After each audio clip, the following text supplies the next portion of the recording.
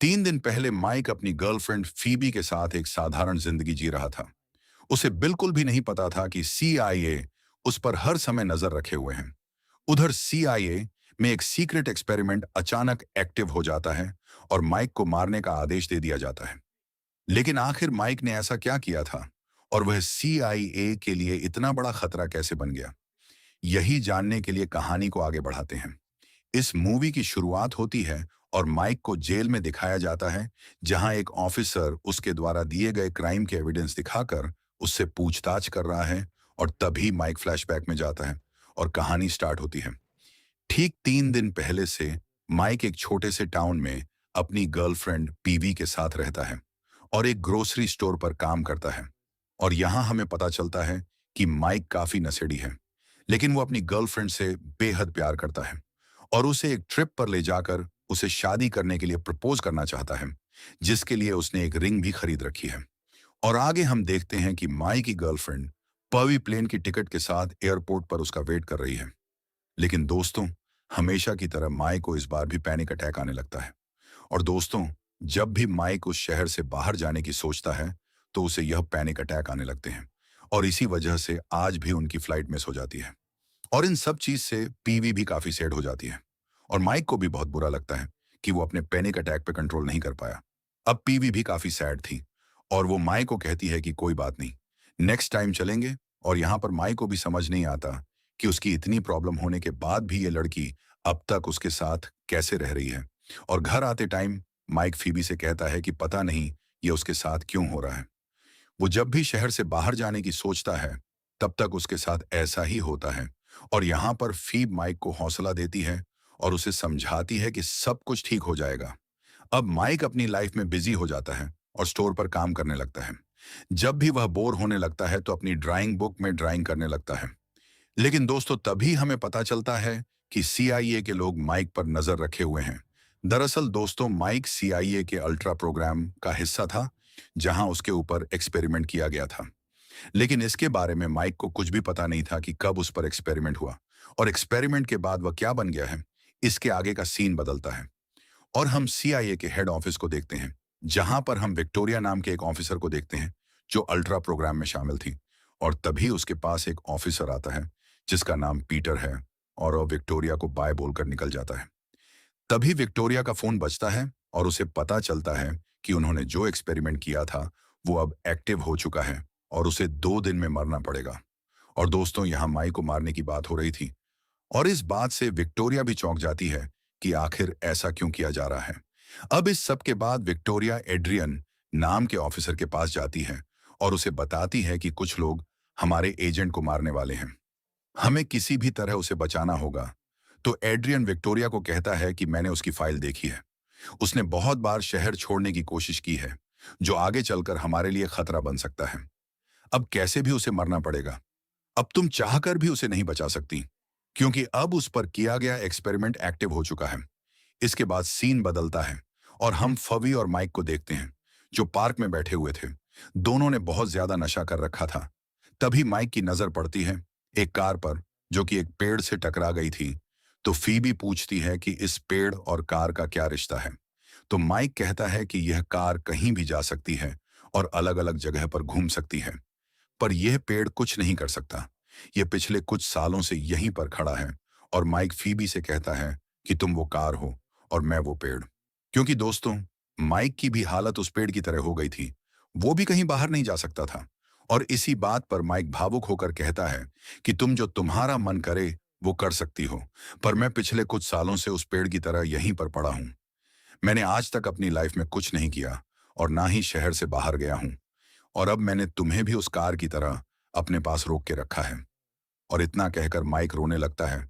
तो फीफी उसे संभालती है और उसे घर ले आती है। और अब अगली सुबह माइक फीब से झूठ बोलता है कि उसे आज स्टोर पर जल्दी जाना है, और वो यह कहकर घर से निकल जाता है और अपने फ्रेंड से जाकर मिलता है, जिसका नाम रोज है। उससे माइक ने पटाखे मंगाए थे और फिर वो पटाखे लेकर स्टोर पर चला जाता है।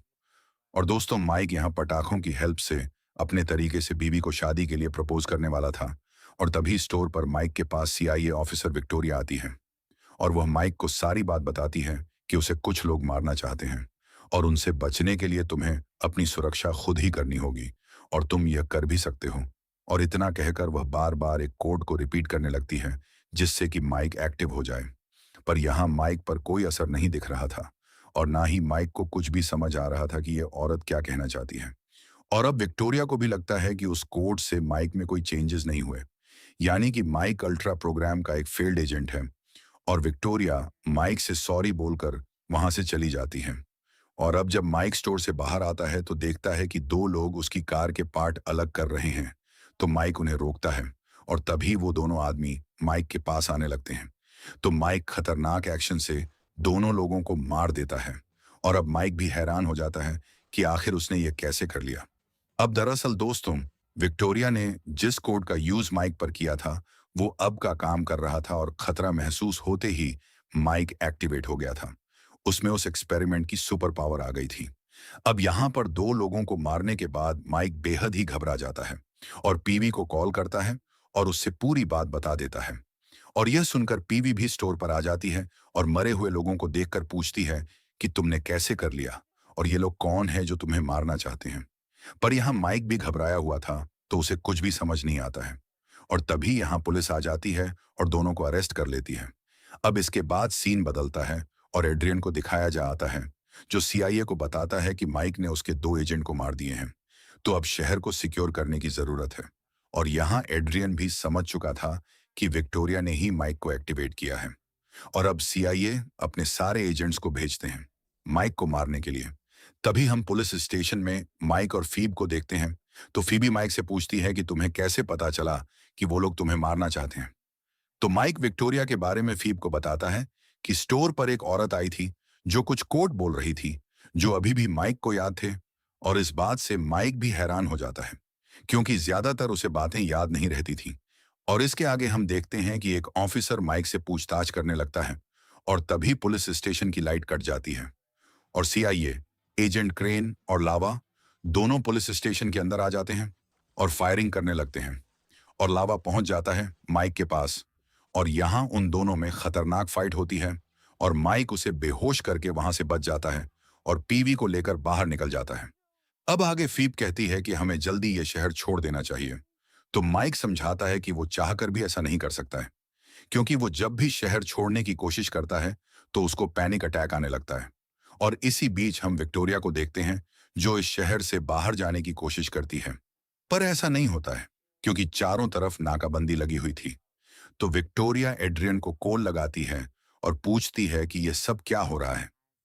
तो एड्रियन बताता है कि हमने एक झूठी खबर फैला दी कि शहर में वायरस फैल गया है, तो कोई भी शहर से बाहर नहीं जा सकता है, और हम आसानी से माइक को मार देंगे। और तभी विक्टोरिया अपने दोस्त पीटर को कॉल लगाती है और उसे हथियार और उन लोगों की जानकारी मांगती है जिन्हें एड्रियन ने माइक को मारने के लिए लगा रखा है। तो विक्टोरिया को पता चलता है कि अब लोग पागल खाने से लाए गए हैं, जिन पर एक्सपेरिमेंट करके उन्हें हथियार के रूप में काम में लिया जा रहा है, जो बेहद ही खतरनाक है। आगे हम एड्रियन को देखते हैं, जो बेस कैंप पहुंचता है और एजेंट को काम पर लगा देता है। उन्हें किसी भी कंडीशन में माइक को मारना था। इसके आगे फवी और माइक को देखते हैं, जो अपनी जान बचाने के लिए माइक के फ्रेंड रोज के घर जाते हैं। पर रोज उन्हें वहां रुकने से मना कर देता है, क्योंकि टीवी पर न्यूज चल रही थी कि ये दोनों वायरस की चपेट में आ गए हैं, और ये वायरस आगे भी फैल सकता है। यानी कि दोस्तों, एड्रियन की झूठी खबर काम कर रही थी। और तभी एड्रियन की टीम को पता चल जाता है कि माइक कहाँ है, तो वो उसे मारने के लिए रोज के घर तक पहुंच जाते हैं, जहां हमें खतरनाक फाइट देखने को मिलती है। उन्होंने इस घर में एक जहरीली गेंद छोड़ दी थी, जिसका असर माइक की बॉडी पर होने लगा था। अब माइक बेहोश होने वाला था। पर यहां फीबी किसी तरह माइक को संभालती है कि तभी माइक को अपनी पुरानी यादें आने लगती हैं, और वह देखता है कि सीआई में उसका लास्ट इंटरव्यू लेने वाली कोई और नहीं फबी ही थी। और इस सब से वह चौंक जाता है, और फीब को अपने आप से दूर रहने को कहता है, और पूछता है कि तुम्हें कैसे पता चला कि यह कौन सी गेंद है। और दोस्तों, यहाँ इस कहानी का बहुत बड़ा सच सामने आता है।